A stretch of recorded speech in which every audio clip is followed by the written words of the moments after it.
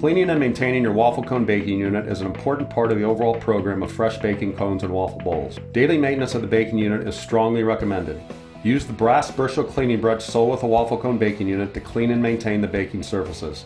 Always unplug the cone baker before cleaning the baking surfaces. For best results, perform your daily maintenance while the baker is warm to the touch, not hot. Brush the grids each night as part of your closing procedures to ensure clean baking surfaces.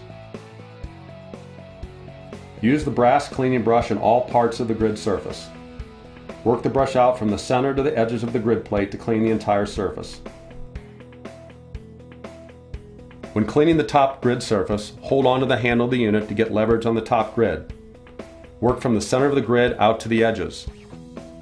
Use the scrape edge of the brush to get down into the grid crevices to remove batter, residue, and carbon buildup.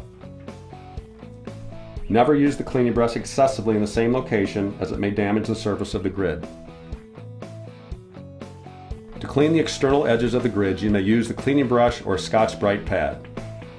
Please do not use commercial oven cleaners or any chemical on your CoBatCo Waffle Cone Baker.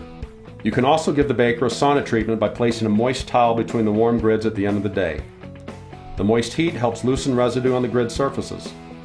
Remove the paper towel when it dries out and repeat several times as necessary. The baking surface of the unit is similar to a cast iron skillet. The surface should be free of residue and buildup. Remember, the aluminum grid surfaces will become seasoned and change color over time. The grid surface will change from silver to bronze to black eventually based on usage.